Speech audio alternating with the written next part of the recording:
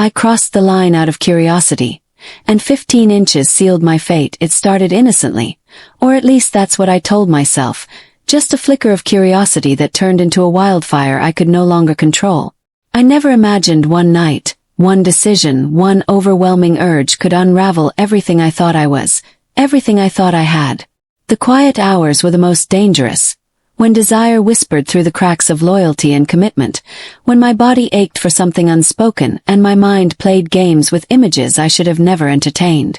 It began with a look, a lingering glance that burned longer than it should have, followed by a teasing comment that held too much heat for casual conversation. The air between us changed, and I knew it, yet I kept breathing it in, letting it fill my lungs, letting it seep into the deepest parts of me where I hid the hungriest secrets. The guilt hadn't yet caught up. It stayed behind like a shadow that would only stretch when the sun of reality hit later. For now, I was basking in the glow of forbidden attention, feeling alive in a way I hadn't in years, craving touch, craving danger, craving something that had no name but wore the mask of satisfaction. There were moments I thought I could stop it. I told myself to back away, to silence the messages, to stay in bed at night instead of wandering to the living room where I knew I'd find that voice waiting on the screen. But I didn't. Instead, I leaned in, flirted harder, responded faster. The compliments became dirtier. The conversation slithered into lust before I even had the chance to set boundaries. Words became moans sent in text form, teasing photos followed. Then videos that made me sweat just watching, my heart pounding in fear and need at the same time. I crossed that line the moment I pressed send on a message that told him what I was wearing. Thin lace, wet already, no bra underneath, nipples tight and begging to be seen. His response made me tremble. His voice note thick with desire as he told me what he'd do if he had me in that moment. His breathing labored, low growls laced with explicit instructions. I followed every one of them. My fingers between my legs, my body arching as if he were really there. I whispered his name. I shouldn't have, but it slipped out. And that's when I knew I was doomed. Because that whisper sounded better than the name I used to cry out in love. That whisper tasted like lust. Like betrayal. The next time we met, it was real. No more phones, no more screens. Just flesh and temptation. I wore a dress too tight, too short, pretending it was coincidence. He looked at me like he could already feel the heat between my thighs, and when he brushed against me, my skin burned. One touch, one kiss. That's all it took. My lips parted before I could stop them. His mouth crushed against mine, and I melted into the kiss like I had been starving. His hands didn't hesitate. They roamed, bold and demanding, squeezing, lifting, needing every part of me that had been neglected for far too long. I gasped when his fingers slid under my dress, right in public, and teased me through my soaked panties. I should have stopped him. I didn't. The thrill made me reckless. I was already addicted. We didn't even make it to a bed the first time. It happened in the back seat of a car, windows fogged, clothes half on, limbs tangled and trembling. He was big, bigger than I imagined, and I wasn't ready. But I took it anyway. Pain mixing with pleasure as he stretched me open, my cries muffled by his lips. I didn't just moan, I cried. From shock, from guilt, from how wrong and right it felt all at once. He kissed the tears from my cheeks, and still he moved inside me, harder, deeper, as if every thrust was carving his name into my soul. And when I came, it wasn't quiet. It was a scream that shattered my illusion of control. After that night, I couldn't look in the mirror the same. I wore the guilt like perfume, faint but always there, clinging to me. I smiled at home, but my heart was twisted. I told myself it was a one-time mistake, but my body didn't believe it. My lips still tingled from his kiss. My thighs stayed pressed together from remembering his grip. My mind, traitorous and wild, replayed every second, every thrust, every whisper that made my body convulse. Days passed, and the distance didn't kill the desire. Grew. And the more I ignored him, the more I wanted him. I felt like a puppet pulled by strings of craving, and he knew it. He sent messages that left me soaked before I could finish reading. Descriptions of what he'd do next time. How he wanted me tied up, blindfolded, taken slowly, then mercilessly. He wanted my voice raw from moaning his name, my skin marked by his hands. He talked about my taste, my smell, how he couldn't get it out of his head. I hated how it made me feel. I hated how it turned me on. I hated how badly I wanted him to ruin me again. But it wasn't just the sex. Somewhere in the middle of the touches and the filthy talking, feelings bloomed. Soft, unspoken, but powerful. He listened. He saw me. Not just my body but the broken, lonely parts inside. He called me beautiful when I was bare, raw, crying in the aftermath of our secrets. And that made it worse. 'Cause now I was falling. Not just slipping into lust but diving into love. I still wore another man's ring, but it felt like a lie. My heart had chosen someone else. And the guilt became unbearable. I tried to end it. I cried while texting him to stop, that we couldn't do this anymore, that it had gone too far. He didn't reply. And that silence destroyed me more than his words ever could. For 2 days I couldn't eat. Couldn't sleep. My body ached for him, but my soul felt even worse. Until he knocked on my door in the rain, drenched and desperate, eyes red, voice shaking. He didn't say anything. He just kissed me. Hard. And I kissed him back, tasting the storm, letting it in, letting him back in. We fell on the floor, clothes ripping, skin colliding, and I let him do everything he wanted to me. He bent me over the couch, pulled my hair, filled me until I couldn't stand, and I cried again, louder this time.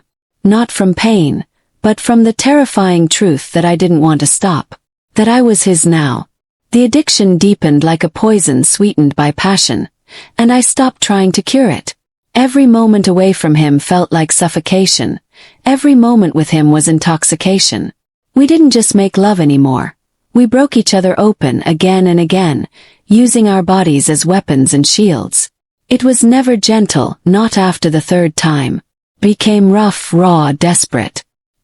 He'd grab me like he owned me, throw me against walls, lift my legs over his shoulders, and slam into me until I saw stars.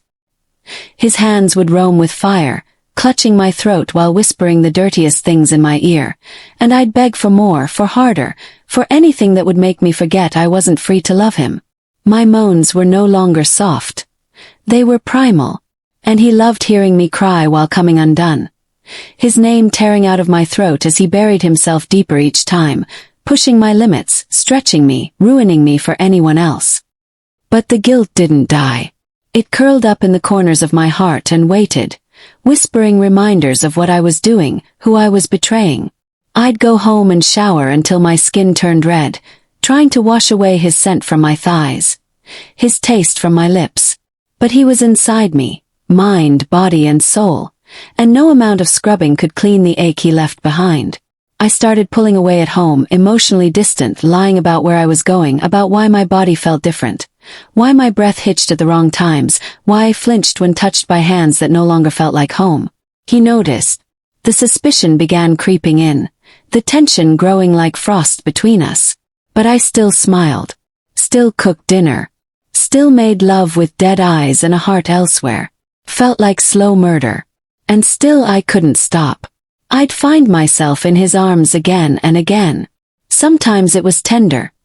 He'd stroke my hair, whisper promises, kiss my scars. Other times it was feral.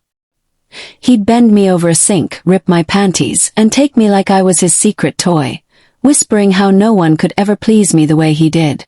I'd sob while he slammed into me, not from pain, but from the overwhelming mess of it all.